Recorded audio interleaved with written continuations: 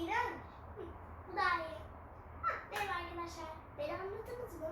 Sanırım anlamadınız. Ben size söyleyeyim. Bugün Wednesday oluyoruz. Bildiğiniz üzere Wednesday diye bir dizi var. Ben o diziyi bitirdim ve babamdan da Wednesday'in bir kostümünü istedim.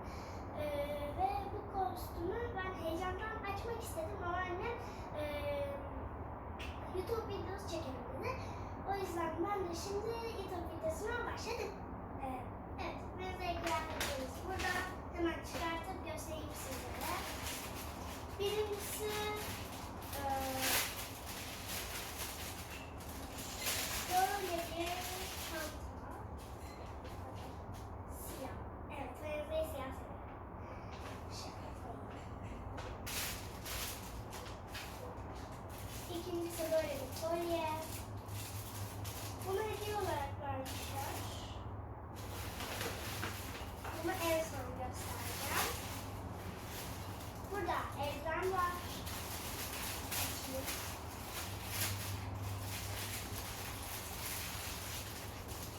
Bakın bir tane eldiven var.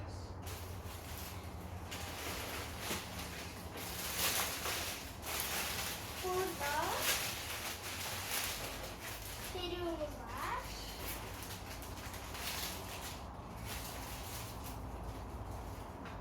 Başka bir de bu. Arkadaşlar bunun adını unuttum ama bunun ne için olduğunu size söyleyebilirim. Böyle elbise giydiğimiz zaman bunu kabartmak için neydi anne adı? Tarlatan. Tarlatan işte. Evet bunu koyalım ve size gösterdiğim elbise.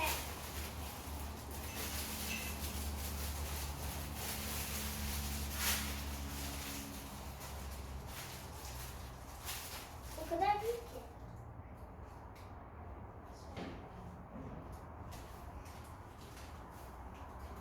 Böyle. Çok güzel. Ayak takayım. Böyle.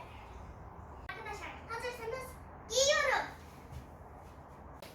Çok güzel oldum. Şimdi ayakkabılarımı giydim. Üzerine sırada eldivenler var. Eldivenlerin içinde bir karton var. Onu çıkartalım.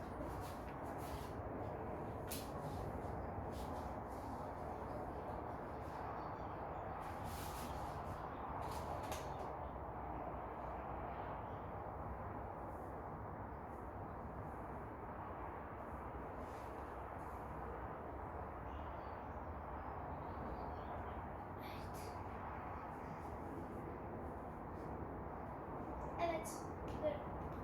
Evet. İyi.